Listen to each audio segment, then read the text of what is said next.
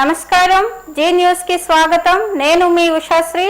ఈ రోజు వార్తల్లో విశేషాలు చూద్దాం. కేంద్ర పౌర విమానయాన శాఖ మంత్రి కింజరాపు రామ్మోహన్ నాయుడు గురువారం నాడు కోటబొమ్మాలి మండలం కొత్తపేటలో ప్రజా దర్బారు కార్యక్రమాన్ని నిర్వహించారు. ఇచ్చాపురం, పలాస, టెక్కలి, పాతపట్నం నియోజకవర్గాల నుండి పెద్ద ఎత్తున ప్రజలు తరలివచ్చి తమ సమస్యలను కేంద్ర మంత్రి చెంతకు చేర్చారు. ఉదయం 11 గంటల నుండి రాత్రి 8 గంటల వరకు ఈ కార్యక్రమం నిర్విరామంగా సాగింది. ప్రతి వినతిని స్వీకరిస్తూ ప్రతి ఒక్కరికి భరోసా కల్పిస్తూ అవసరమైన వాటికి అక్కడికక్కడే పరిష్కరిస్తూ కేంద్ర మంత్రి రామ్మోహన్ నాయుడు ప్రజా దర్బార్ కార్యక్రమం సాగింది. జిల్లాలో ఖరీఫ్ సీజన్ కు అవసరమైన ఎరువులు సమృద్ధిగా అందుబాటులో ఉన్నాయని, రైతులు ఎలాంటి ఆందోళన చెందాల్సిన అవసరం లేదని రాష్ట్ర వ్యవసాయ శాఖ మంత్రి కింజరాపు అచ్చెన్నాయుడు తెలిపారు.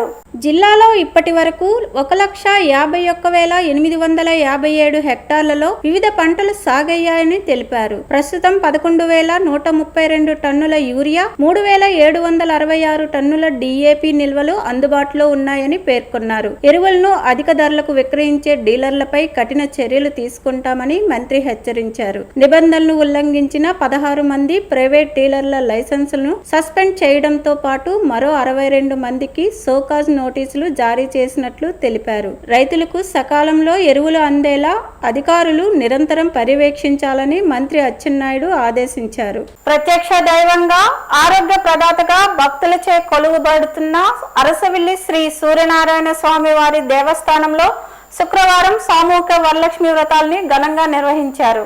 ఈ సందర్భంగా సుమారు 100 మంది మహిళలు భక్తి శ్రద్ధలతో వ్రత పూజల్లో పాల్గొన్నారు. శ్రీకాకుళం నగరం అరసవిల్లి దేవస్థానంలోని అనివెట్టి మండపాల్లో ప్రత్యేకంగా ఏర్పాట్లు చేసి సామూహిక వరలక్ష్మి వ్రతాలను నిర్వహించారు. వ్రతంలో పాల్గొన్న మహిళలకు అవసరమైన పూజా సామాగ్రిని దేవస్థానం ఆధ్వర్యంలో ఉచితంగా అందజేశారు. దీంతో మహిళలు సాంప్రదాయబద్ధంగా భక్తి శ్రద్ధలతో వరలక్ష్మి అమ్మవారిని పూజించారు. ఈ కార్యక్రమాన్ని దేవస్థాన ప్రధాన అర్చకులు ఇప్పిలి శర్మతో పాటు ఆలయ అర్చకుల ఆధ్వర్యంలో వైభవంగా నిర్వహించారు. భక్తులందరికీ సుఖ సంతోషాలు, ఆయురారోగ్యాలు, ఐశ్వర్యం కలగాలని ఈ సందర్భంగా ప్రత్యేక పూజలు నిర్వహించారు. ఈ కార్యక్రమంలో స్వామివారి సేవలో దేవస్థాన డిప్యూటీ కమిషనర్ మరియు కార్యనిర్వహణాధికారి KNVDV ప్రసాద్ పాల్గొని ఏర్పాట్లను పర్యవేక్షించారు. సామూహికంగా వరలక్ష్మి వ్రతాల నిర్వహణకు దేవస్థానం చేసిన ఏర్పాట్లపై మహిళా భక్తులు హర్షం వ్యక్తం చేశారు. సేవలు అందిస్తూ భక్తులు అందరిపైన శ్రద్ధ చూపుతూ కార్యక్రమం నిర్వహిస్తున్నారు. వాటితో పాటు ఈరోజు ఈ శ్రావణ మాసంలో ఈ ముత్తైదులతో పూజా కార్యక్రమం చేయడం చాలా శుభదినం. ఈ అరసవిల్లి గ్రామంలో పుణ్య కార్యక్రమం నిర్వహించడం, అరసవిల్లి దేవాలయం వారే ప్రత్యేకించి శ్రద్ధ తీసుకొని వారికి పూజా సామాగ్రి కూడా వారికి అందజేయడం, అలాగనే ఈ కార్యక్రమంలో చాలామంది మహిళలు పాల్గొన్నారు. మీరు ఇక్కడ చూస్తూనే ఉంటున్నారు. ఈ మహిళలందరూ ముత్తైదువులందరూ కూడా శ్రీమూర్తులందరూ శుభం జరగాలని కోరుకుంటున్నాం. లోక కళ్యాణార్థం ఈ పూజా కార్యక్రమం వరలక్ష్మి వ్రతం జరుగుతుంది మా సూనాము దేవాలయంలో, ఈ ఆలయం ప్రాంగణంలో. ఇది శుభపరిణామంగా భావిస్తున్నాం. ఈ చక్కనైన అరుదైన అవకాశం మా అరసవిల్లి గ్రామానికి దక్కినందుకు అరసవిల్లి మొత్తం ప్రజలు అందరూ సుభిక్షంగా ఉండాలని, శ్రీకాకుళం జిల్లా ప్రజలు, రాష్ట్ర ప్రజలు అందరూ ఆయుర ఆరోగ్యాలతో సుఖంగా సంతోషాలతో ఎల్లవేళలా శుభ సంతోషాలతో ఉండాలని ఆ వరలక్ష్మి మాతాకి వేడుకుంటున్నాం.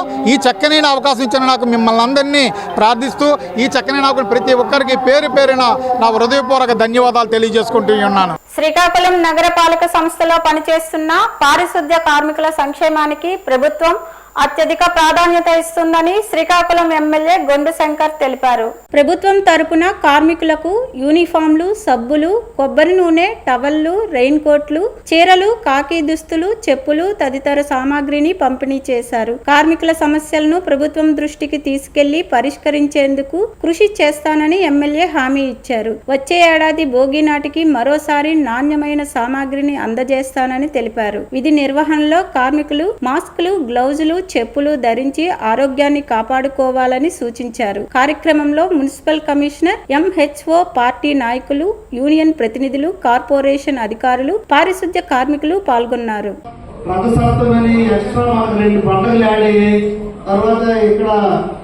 స్టేడియంలో కొన్ని కార్యక్రమాలు చేశాం.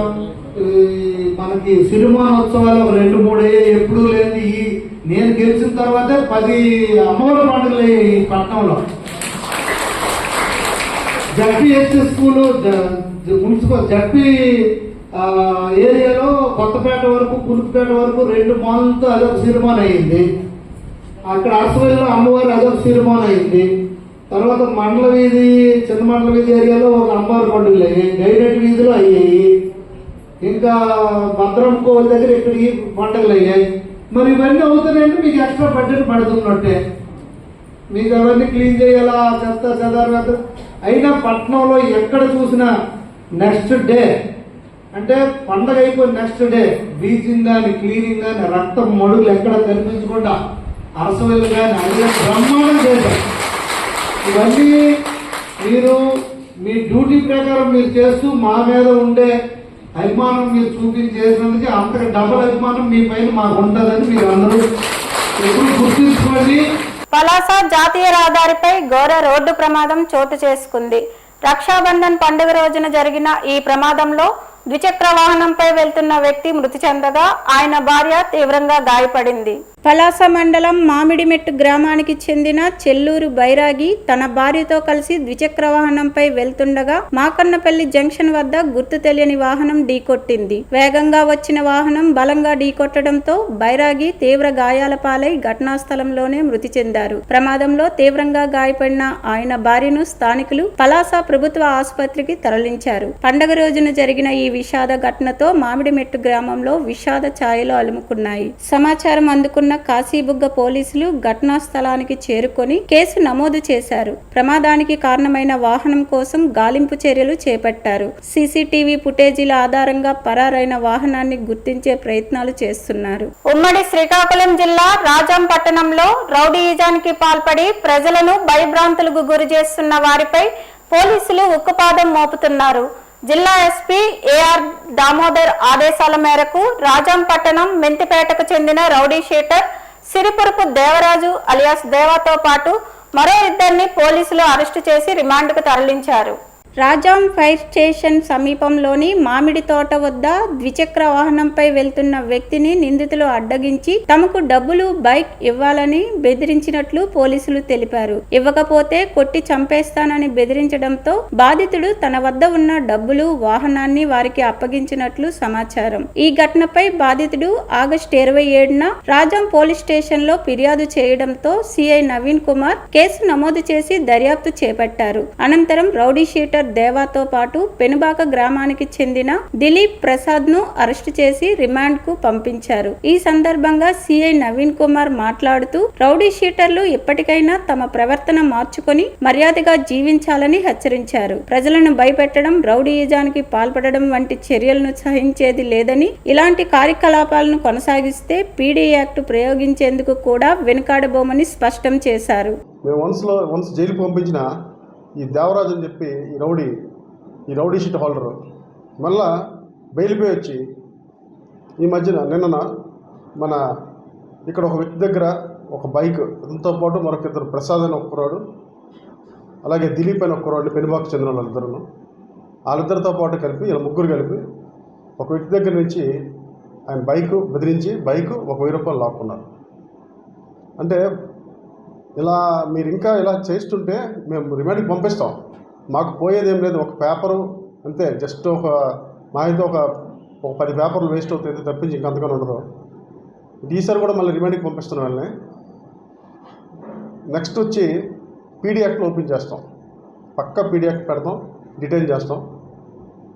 ఎట్టి పరిస్థితుల్లో కూడా రిమైనింగ్ వాళ్ళకి కూడా వార్నింగ్ ఇస్తున్నాను, అంతా కూడా మీరంతా కొంచెం మీ ఒళ్ళు కొంచెం దగ్గరలో పెట్టుకుంటే బెటర్ అందరూ, లేదంటే మాత్రం ఇబ్బందులు పడతారు. భారతీయ జనతా పార్టీ నరసన్నపేట నియోజకవర్గ నూతన కార్యాలయాన్ని గురువారం ఘనంగా ప్రారంభించారు. రాష్ట్ర కార్యవర్గ సభ్యులు, నియోజకవర్గ ఇన్ఛార్జ్ పోకతోట సింహాచలం అధ్యక్షతన జరిగిన కార్యక్రమంలో ఎచ్చెర్ల ఎమ్మెల్యే నడుకుదుటి ఈశ్వర్రావు ముఖ్య అతిథిగా పాల్గొని కార్యాలయాన్ని ప్రారంభించారు. జిల్లా అధ్యక్షుడు సిరిపురం తేజేశ్వరరావు, రాష్ట్ర ఉపాధ్యక్షుడు పైడి వేణుగోపాలం పార్టీ జెండాను ఆవిష్కరించారు. ఈ సందర్భంగా నాయకులు మాట్లాడుతూ నూతన కార్యాలయం ద్వారా నరసన్నపేట నియోజకవర్గంలో పార్టీ కార్యకలాపాలను మరింత విస్తృతం చేసి ప్రజా సమస్యల పరిష్కారం పరిష్కారానికి కృషి చేస్తామని తెలిపారు. కేంద్ర ప్రభుత్వ అభివృద్ధి సంక్షేమ కార్యక్రమాలను ప్రజల్లోకి తీసుకెళ్లాలని కార్యకర్తలకు పిలుపునిచ్చారు. ఈ కార్యక్రమంలో రాష్ట్ర అధికార ప్రతినిధి పూడి తిరుపతిరావు, జిల్లా ఇన్ఛార్జ్ ఎస్వీఎస్ ప్రకాష్ రెడ్డి, పలువురు రాష్ట్ర జిల్లా నాయకులు, టీడీపీ, జనసేన నాయకులు, బీజేపీ కార్యకర్తలు పెద్ద సంఖ్యలో పాల్గొన్నారు. నరసన్నపేటలో ఈ నూతన కార్యాలయం, ఇదివరకు ఉండే కార్యాలయం కాకుండా కొత్తగా నూతన కార్యాలయాన్ని ప్రారంభించడం, అలాగే రాబోయే ఎన్నికలు, మున్సిపల్ ఎన్నికలు, కార్పొరేషన్లు, తర్వాత మున్సిపాలిటీలు, తర్వాత ఎంపీటీసీలు, తర్వాత సర్పంచ్ ఎన్నికలు కూడా రాబోయే 2 నెలల్లో పూర్తవుతాయని ప్రభుత్వం వెల్లడించింది. కాబట్టి ఎన్నికలు సిద్ధంగా భారతీయ జనతా పార్టీ మా యొక్క కేంద్రాల్లో ఎక్కడెక్కడ భారతీయ జనతా పార్టీ పటిష్టంగా ఉందో, ఎక్కడెక్కడ మా నాయకత్వం గట్టిగా ఉండి పోటీ చేయడానికి సిద్ధంగా ఉన్నారో ఆ సీట్లన్నీ కూడా మేము ఎన్డీఏ కూటమిలో భాగంగా అడిగి వాటిని తీసుకొని కూటమిలో భాగంగా ఆ సీట్లన్నింటినీ కూడా, మాకు వచ్చిన సీట్లన్నింటినీ కూడా గెలిపించుకునే బాధ్యత మేము తీసుకొని భారతీయ జనతా పార్టీ విజయకేతనం ఎగరవేస్తామని చెప్పి సందర్భంగా తెలియజేసుకుంటూ, సింహాచలం గారు భారతీయ జనతా పార్టీలో జాయిన్ అయిన కొద్ది కాలంలోనే అందరిలా కాకుండా ఒక ముందుగా దూసుకొచ్చి ప్రతి కార్యక్రమాల్లోనే నేనున్నానని భాగస్వామ్యం పంచుకుంటూ శ్రీకాకుళం నగరం స్థానిక ఉమెన్స్ కాలేజ్ రోడ్డులోని యూనియన్ బ్యాంక్ ఆఫ్ ఇండియా వద్ద United Forum of Bank Unions Srikakulam జిల్లా ఆధ్వర్యంలో బ్యాంకు ఉద్యోగులు, అధికారులు గురువారం సాయంత్రం నిరసన కార్యక్రమం నిర్వహించారు. ఈ సందర్భంగా జిల్లా కన్వీనర్ బి శ్రీనివాసులు మాట్లాడుతూ, ఉన్నత స్థాయి అధికారులకు ప్రభుత్వం పిఎల్ఐ పథకాన్ని ఏకపక్షంగా అమలు చేయడాన్ని వ్యతిరేకిస్తున్నామని తెలిపారు. సమస్యలు పరిష్కారం కాకపోతే సెప్టెంబర్ 11న సమ్మె చేపడతామని, అనంతరం సెప్టెంబర్ 28, 29, 30 తేదీల్లో 3 రోజులు సమ్మె నిర్వహిస్తామని హెచ్చరించారు. ప్రభుత్వం స్పందించకపోతే అక్టోబర్ 26 నుంచి నిరవధిక సమ్మెకు దిగుతామని పేర్కొన్నారు. ఆఫీసర్ సంఘ నాయకుడు కె తేజేశ్వర్ మాట్లాడుతూ 5 రోజుల బ్యాంకింగ్ విధానానికి సంబంధించిన ప్రతిపాదనకు ఇప్పటి వరకు ప్రభుత్వం ఆమోదం లభించకపోవడంతో ఉద్యోగుల్లో నిరాశ నెలకొందన్నారు. ఈ కార్యక్రమంలో వివిధ బ్యాంక్, ఉద్యోగ, అధికార సంఘాల నాయకులు, సభ్యులు పెద్ద సంఖ్యలో పాల్గొన్నారు. సో కానీ స్కేల్ 3 అప్ టు స్కేల్ 3 అంటే క్లర్క్ నుండి స్కేల్ 3 వరకు వచ్చేసి 15 రోజులు గరిష్టంగా ఇవ్వడం కోసం ఇస్తున్నారు. స్కేల్ 4 అండ్ అబౌవ్ ఇష్టం వచ్చినట్లు వాళ్ళకి ఏకపక్షంగా గవర్నమెంట్ ఏకపక్షంగా నిర్ణయం తీసుకుంటే 360 రోజుల వరకు కూడాను వాళ్ళకి పిఎల్ఐ స్కీమ్స్ ఏమో ఇస్తున్నారు. దానివల్ల డిఫరెన్స్ అన్నది వస్తుంది. సమాన పనికి సమాన వేతనం అన్నది అది మన రాజ్యాంగం ఇచ్చిన మనకి హక్కు కూడాను. అలా కాకుండా ఏకపక్ష నిర్ణయం గవర్నమెంటే తీసుకొని ఒక వర్గానికి ఒకలాగా, ఇంకో వర్గానికి ఇంకోలాగా అలాగా సెపరేట్ చేయడం అది మంచిది కాదు. దీన్ని మేము డెఫినెట్లీగా దీన్ని ఖండిస్తున్నాం. మూడోది, 12 బైపార్ట్ సెటిల్మెంట్లో మనకి ఇంకా రెసిడ్యువల్ ఇంకా డిమాండ్స్ ఉన్నాయండి. పెన్షన్స్ లాంటివి ఇంకా బోల్డ్ ఉన్నాయి. ఇప్పటికైనా 5 సంవత్సరాలైనా ఇప్పటికీనూ దాన్ని ఇంప్లిమెంట్ చేయలేదు. సో దీనికోసం అని చెప్పేసి మేము రాబోయే రోజుల్లో సమ్మెలు మాకు ఇంకా తీవ్ర రూపంగా ఉన్నాయండి. 11న మేము సెప్టెంబర్ 11th 1 డే స్ట్రైక్ చేయబోతున్నాం. అప్పటికి గవర్నమెంట్ దిగరకపోతే 28, 29, 30 సెప్టెంబర్న మళ్ళీ 3 రోజుల సమ్మెకి మేము వెళ్తున్నాం. అప్పటికి రాకపోతే అక్టోబర్లో నిర్వధిక సమ్మె బ్యాంక్ యూఎఫ్యూ తరఫున నిర్వధిక సమ్మెకి వెళ్లాలని గవర్నమెంట్కి తెలియపరచడం జరిగింది. రక్షాబంధన్ పండుగ సందర్భంగా శ్రీకాకుళం నగరంలోని ఆర్టీసీ కాంప్లెక్స్ ప్రయాణికులతో కిటకిటలాడింది. పండుగను కుటుంబ సభ్యులతో కలిసి జరుపుకునేందుకు వివిధ ప్రాంతాల నుంచి ప్రజలు తమ స్వగ్రామాలకు, బంధువుల ఇళ్లకు పెద్ద సంఖ్యలో ప్రయాణం కావడంతో బస్టాండ్లో ఉదయం నుంచే భారీ రద్దీ నెలకొంది. ముఖ్యంగా గ్రామీణ ప్రాంతాలు, మండల కేంద్రాలు, విశాఖపట్నం, విజయనగరం తదితర ప్రాంతాలకు వెళ్లే బస్సుల వద్ద ప్రయాణికులు అధిక సంఖ్యలో కనిపించారు. బస్సులు రాగానే ఎక్కేందుకు ప్రయాణికులు పోటీ పడటంతో పలు చోట్ల రద్దీ మరింత పెరిగింది. టికెట్ల కౌంటర్ల వద్ద కూడా ప్రయాణికులు బారులు తీరారు. రక్షాబంధన్ సందర్భంగా సోదరులు, సోదరీమణులు ఒకరినొకరు కలుసుకొని పండుగ జరుపుకునేందుకు వెళ్తుండటంతో మహిళలు, యువత, చిన్నారులతో ఆర్టీసీ కాంప్లెక్స్ సందడిగా మారింది. చేతుల్లో ప్రయాణ బ్యాగులు, పండుగ కానుకలతో వచ్చిన ప్రయాణికులు తమ గమ్యస్థానాలకు చేరుకునేందుకు బస్సుల కోసం ఎదురు చూశారు. ప్రయాణికుల రద్దీ నేపథ్యంలో బస్టాండ్ పరిసరాల్లో సందడి వాతావరణం నెలకొంది. ప్రయాణికులకు ఎలాంటి ఇబ్బందులు కలగకుండా అధికారులు అవసరమైన ఏర్పాట్లు చేపట్టారు. పండుగ రోజున శ్రీకాకుళం ఆర్టీసీ కాంప్లెక్స్ జనసంద్రాన్ని తలపిస్తూ కనిపించింది.